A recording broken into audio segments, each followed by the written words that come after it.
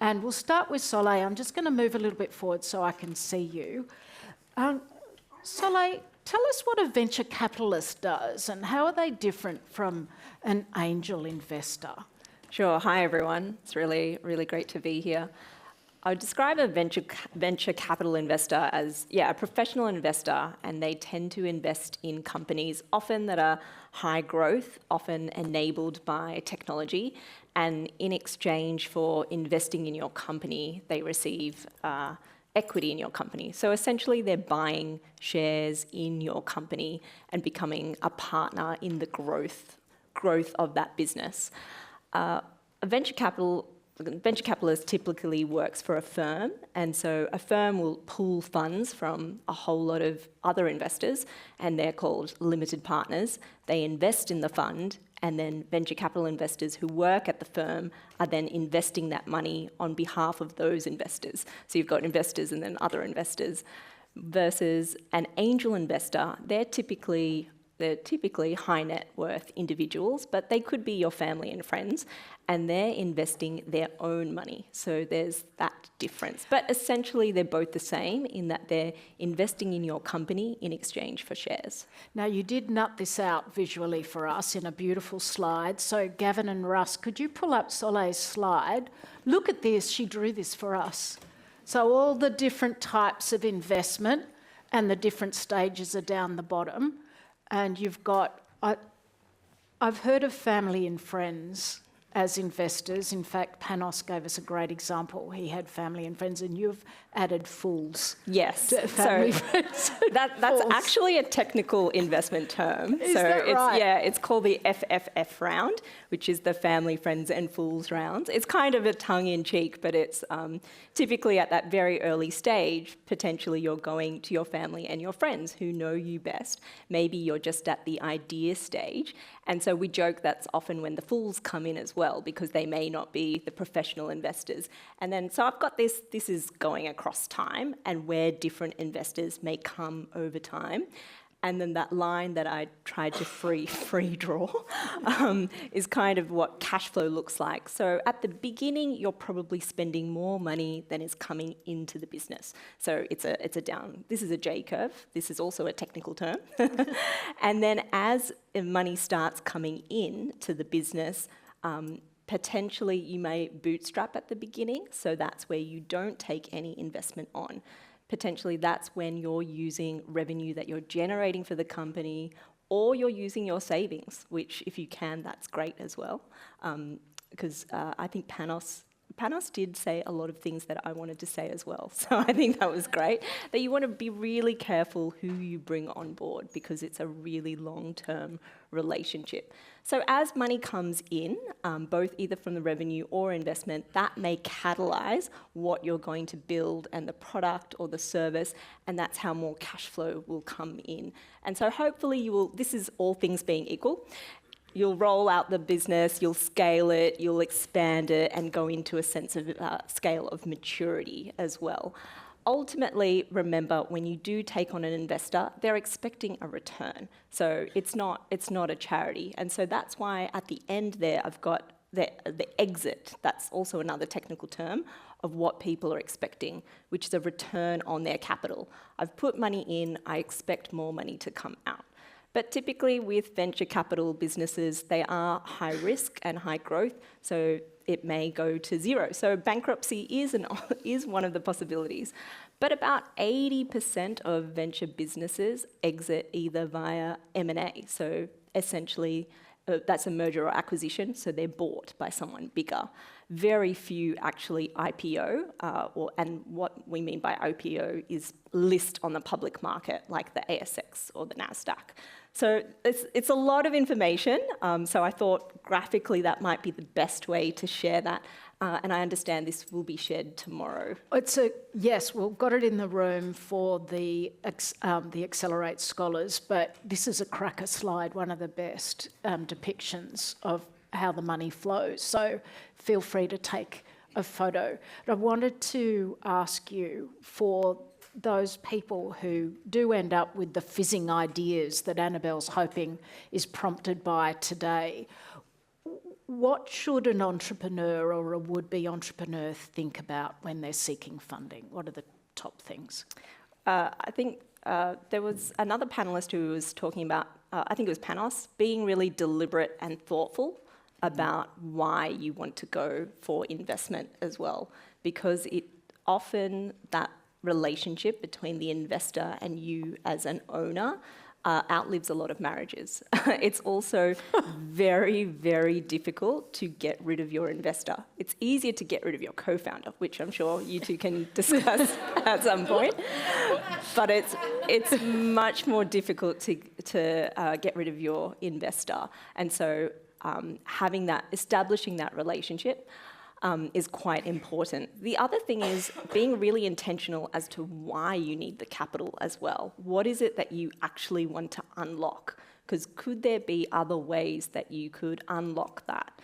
I see a lot of founders where they'll spend so long in the business and they've never spoken to a customer. And then they spend so much time on this and they put something out and no one uses it. Maybe it's similar in music, right? Where an artist works on something but hasn't tested it out or put in an EP. So that's why I put MVP, we did hear that acronym before, a minimum viable product.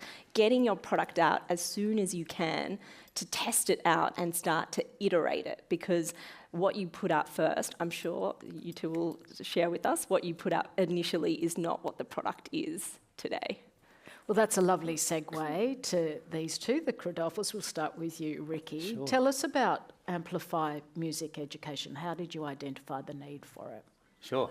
Hi, everybody. So I used to play in a band, and ironically, when I wasn't on tour and I needed part-time, I needed a job, I loved music and I also liked teaching. So I started going to my local public school and just started teaching music. And then from that opened up essentially a Pandora's box.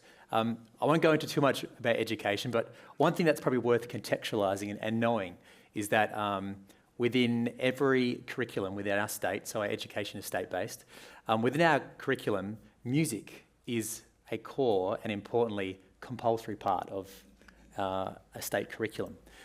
What I realised when I was going to schools is that it was just kind of myth that I call it, is that everyone thinks that music was being taught in the classroom, when in reality what was happening is that it was either being taught in an extracurricular capacity, that is the parents who can afford their child to have instrument lessons, music was being done, or, and particularly in lower socioeconomic areas, it just wasn't being done at all because teachers, the school couldn't have access to music teachers, or in the primary school setting where classroom teachers are expected to be teaching numeracy, literacy, STEM, geography, as well as music, classroom teachers just were not confident or weren't skilled to be able to teach music in the classroom.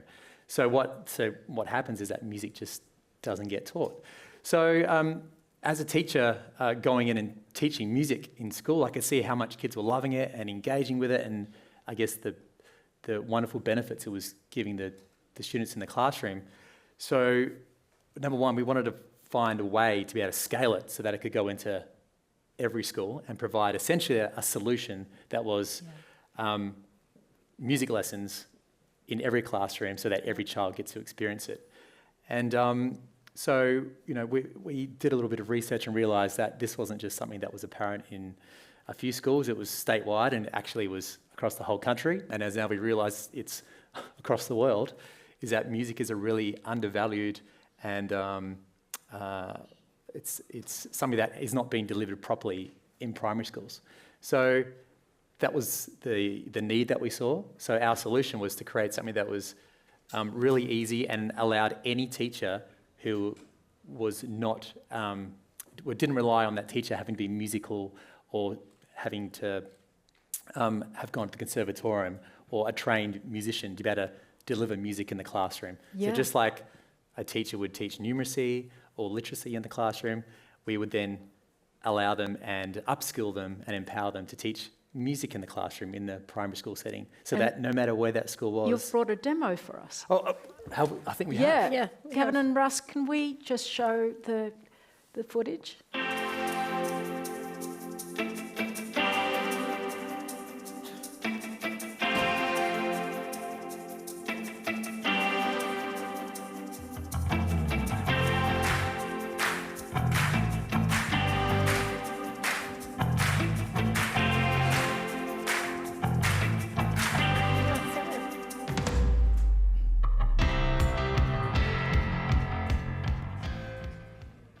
Yeah, nice.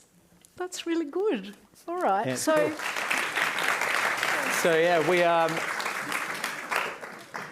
we started it like 3 years ago. It's now in over 800 schools across the country. Engages around 150,000 kids. How many now? 150,000. 150,000 kids.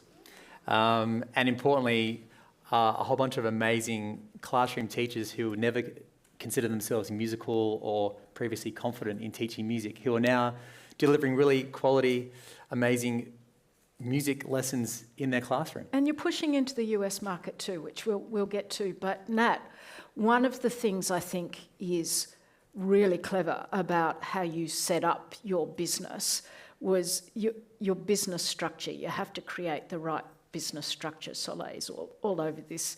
Can you tell us about yours and particularly how you treated your intellectual property, which is a constant issue for creative industries and creative businesses? What did you do? Yeah. I guess we did a lot of things, and at the start, perhaps not necessarily the right things, but we, course corrected as you do in startup life, where, you're kind of on your journey and it's taking lots of different directions and you need to pick up where, make sure you're going forward and doing the right thing. So IP is a really complicated thing. Copyright law is really complicated. And what we realised when we were building our business is that there wasn't actually a lot of protections in place for what we were creating. And when you're putting literally your, maybe not blood, but sweat and tears into creating something, you want to set yourself up with some assurances that this is legit and it's going to stand the test of time, and lawyers and any kind of due diligence process is going to look at it and be happy with what we've created. So, and I guess also to your point, Rick, that we started to discover early on that it was a global problem we were solving. So we needed a business structure that could also stand the test of a global market. So we got some really great advice a couple of years back to hold all of our IP in a separate company. So this is potentially boring, but I'll tell you anyway. It's not you can decide boring for if it's yourself. protecting your business. Yeah, so we have a holding company and then we have subsidiary companies underneath. And one of our subsidiary companies purely exists just to hold our IP. And what that means is that if our trading company goes out of business, so something goes really wrong and we lose everything, our IP is actually protected in a separate entity. So we could almost pick this back up and go and have another crack at it because we haven't involved our intellectual property in the ongoing day-to-day of the business. And what it means now is that, we've just set up our US entity and our IP company will still live in Australia and it will license the IP to our US entity, which is your classic Delaware C Corp with state branches and, all of the standard things. But our IP is still protected in its little bucket over here. And we found that to be the best way to protect something that in some ways is not protectable. Education is not eligible for trademarks. We can look at trademarking names or brands or colours or things, but it's our pedagogical approach is our special sauce. And we realised, quite early on that it can't be protected. So this was the best way It's really smart. to structure it. Yeah. Yeah. Solai, just back to the way of funding that is family, friends and fools. What are the things that would-be entrepreneurs need to consider when they're making those approaches and setting up that type of funding? Because it's so common in the creative industries particularly. Yeah, it's not unusual, I would say, in any industry to lean on your family and friends because A, they know you best, and also they're able to provide that emotional support, emotional and moral support. But where they can provide financial support, I would say treat it like a business transaction. Like just make it really clear, put in documents in place, get lawyers involved, although, yeah, but treat it like a really proper transaction. And then the other thing is just to have very clear lines of communication of when and where you will discuss the business. So a barbecue and you being cornered about giving a shareholder update is not the place, and that's where you should draw a line. And so that's where you can be really clear of, yes, I understand you're investing in my business, but you will receive shareholder updates, and be very, very clear of when those updates will be shared and what those updates will be and what the mechanisms of the line of communication will be in respect to that. So I think if, like, I know that I sound like a robot, right? You're like, you know, maybe you're getting your parents or a friend or someone to invest, but like, it's one of those things, just having that real clear delineation between when you are a friend or a family member and when you're an investor. That's great advice, such good advice. So Ricky, back to you. One of the other really interesting examples of innovation in Amplify Music is how you motivate and reward staff, including your salespeople. So tell us about that. Sure, and I will be transparent, this is something that we're still, I guess, learning about every day, is how to motivate people, how to get people to do the best that they can, and what kind of culture and environment we want to kind of put them in to do that. So one thing that we've been, and we've made a lot of mistakes along the way with this, but we have evolved, adapted and changed things. So one thing that is really important to us is that we have a really core set of values that is really important to us, that aligns with our purpose and our passion and what we want to do with making a difference through the power of music and where music sits within education. So we are really big on, I guess, the intrinsic motivation within people rather than just purely monetary. And I guess something that perhaps we overlooked originally was that just because you pay someone a lot of money, you're going to get a really good result back. That's not always the case. So we like to hire people who align with what we're all about. And I guess what I'm trying to say is we hire based on someone's passion and purpose rather than purely just their expertise. Because passion and purpose is not something that you can really train. It's either, one of our core values is you've got to give a shit, and that's up on the wall. And if someone doesn't really care about what they're doing, then that's a really hard thing to coach someone on. Or so that's a really important thing. Nat, do you want to add anything else to that? No, I think that just to echo what you were saying around, we have made some mistakes along the way, and one of them was hiring like a big shot salesperson who we thought was just going to be our game changer, and it went terribly bad, really, really, really bad. And I didn't think you were going to bring that up. Well, I mean, it's not all fine, it's not all roses on our journey. So I think it's important that people know that. And it's okay to make mistakes, and it's okay to bounce back from them. But that was the line that we drew in the sand, is if, you're not on board with the purpose and you're not aligned with our ambitions, then you'll find a job somewhere else. Yeah, and so everyone in our office shares the same, what we call lived experience. Everyone, although they're not all musicians or playing in a band, they either perhaps came from a theatre background, or they really love going and seeing live music, or they maybe do play an instrument. But they all understand and share the same, I guess, understanding and value of what music can bring to education, and then making the education a better place to learn, and then holistically what that means for making how music fits in making the world a better place to live. So your hiring policy is to get values alignment and to look for people who are intrinsically motivated to succeed.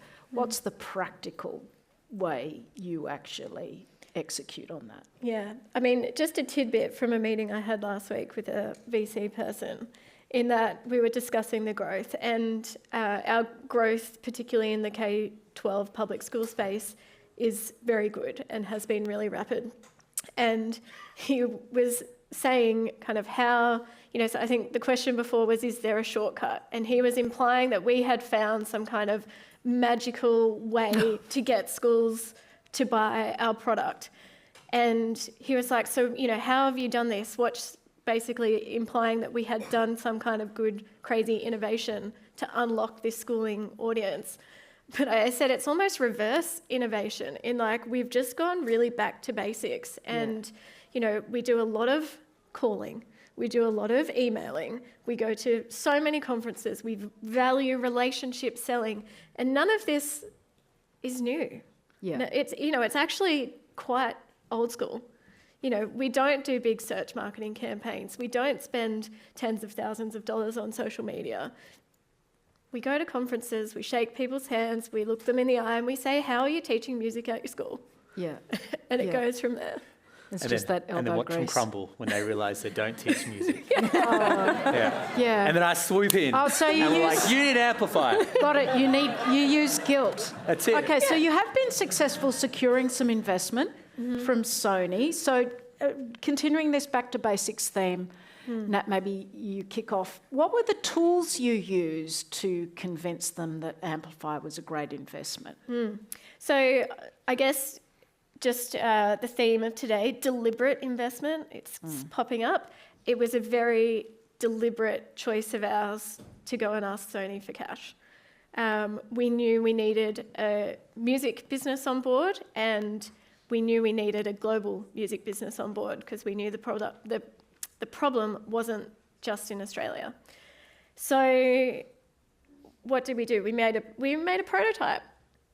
This feels like a really long time ago, but what a fun thing to think about. We made one lesson, and we went and tested it in a couple of schools to be like, is this going to work? Yep, it's going to work. All right, let's book the meeting and show them what we've made, demonstrate the scope at which, by replicating this process, we can solve a really big problem on scale, and go from there. And yes, we created pitch decks. We did spreadsheets and forecasts and your TAM and your SAM and all of these things, which I was learning as I was doing it at the time. It says we. Nat made those spreadsheets. Yeah, it's true. That is very true. Yeah.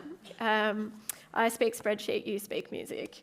That's why it works. But you were intentional in seeking a partner who was more than just a bank, right? Incredibly intentional. You wanted a specific part of the value chain to fill some specific partnering roles. 100%. And we bootstrapped the business until that point, and we could have kept bootstrapping it to get it to a MVP launch phase. We could have done it.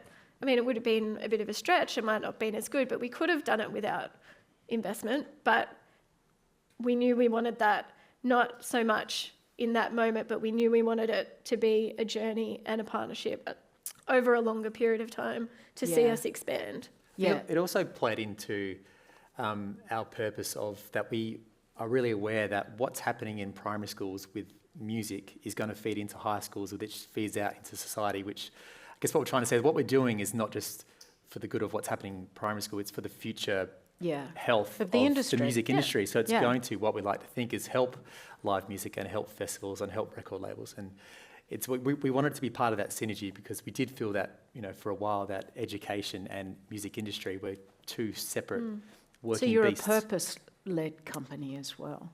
So back to you, Solai, for some sensible advice. Given the length of your experience, you would have seen some entrepreneurs fall into pitfalls. As you said, one of the exits is bankruptcy. That's a real thing. And that can happen at any point in time. I put it at the end, but you almost want to fail early. I think the worst thing is to limp along to the next milestone, because then you're like, you may put in things of, I'll stop if we don't get to X, and then you get to X and then you keep limping. And so I've seen that in many startups where they've been going for 10 years, but it hasn't been, so you almost want to fail early, but not that I'm advocating for you to fail. It's more just to get to those decisions much quicker. I would say deliberate and thoughtful investors. And the other pitfall that I see is that founders giving too much equity, so a share of the ownership in the company, away too early. And so that's why the family, friends and fools, because if there is a fool investor who doesn't understand what percentage they should be taking. Maybe they've watched a few episodes of Shark Tank and they're like, all right, I'm gonna offer you this and do this. But if you are building a venture capital backed business, you tend to go for multiple rounds of capital. Right. It depends what kind of, and that goes to the business model of what you want to build. Maybe you just want to do one round of business, one round of funding and then bootstrap it, or maybe you want to bootstrap it, forget investors the whole time. But if you want a venture capital backed business, there's definitely a particular type of growth and trajectory and scale, and so you often need injections of capital at 18 to 24 months periods of time. So when you get to later stages and you're going for funding, if you've given too much equity away, then you don't, as owners, don't have enough of the business. And the investors are at the early stage, they're investing in you. And if you don't have enough of the business, then what is the incentive of you as the founder to stay? So that's part of the pitfalls. The other thing is, as you're raising multiple rounds of capital, your equity is diluting as well. So your ownership is reducing over time. So say in that graph, you get to that exit stage and you're listing on the you're listing on the stock market, let's just say. And say you only have, 2% or 5%, and and then all these investors are making billions and millions from you, kind of thing. I think it's really important to look after yourself as well. So there's that tension and that balance of ownership and also selling shares. Yeah, great one. All right, so in the few minutes we have left, a piece of good advice from each of you, perhaps something that you wished you'd known yourself when you each started out, for the entrepreneurs and the potential entrepreneurs in the audience. Why don't we start with you, Nat? Okay. My one bit of advice is just go and do it.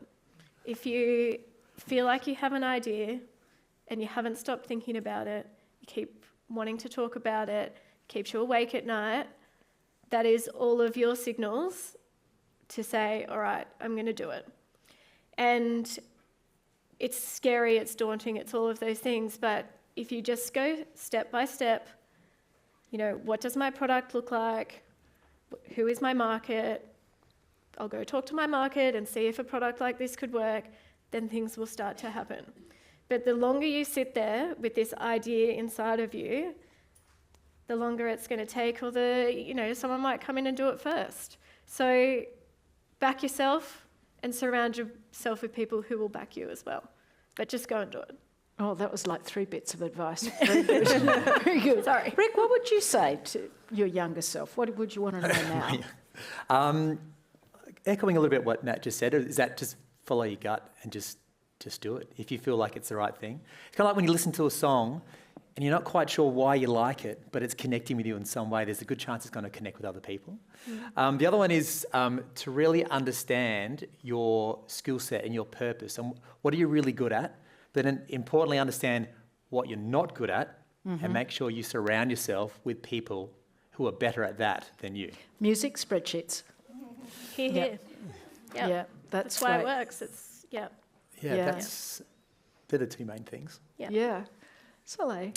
They've stolen my 2 things, where it's about the people that you put yourself, and being really self-aware about where your skill set is and where your gaps are and what you need to fill it in. Rarely do you see one founder who has everything, and I think that's why your co-foundership is sounds so great, because you have such complementary skills to help with each other. The founder journey is very, very lonely and very long, so having a really good partnership is helpful. But I have seen solo founders where they've put really good advisory teams in place, or they've employed great people, or they've brought people on board. That's quite important as well. The other thing is to get out of the bubble as well. Go to different events, meet different people. There's no excuse anymore about not understanding a term or not learning something. Like the number of times I use AI daily, right? To even just say, what does this mean? Can you give me an example? So you can't, when people put that excuse or block of like, oh, I don't know that, or I wouldn't know that term. It's like, we have all these tools at our fingertips, and also all this data and information and books and podcasts. Yeah, I'd really encourage you to immerse yourself in learning. Oh, 100%. That's excellent. Please join me in thanking this wonderful panel. Rick and Natalie Kradolfer and Solai Valliappan, thank you.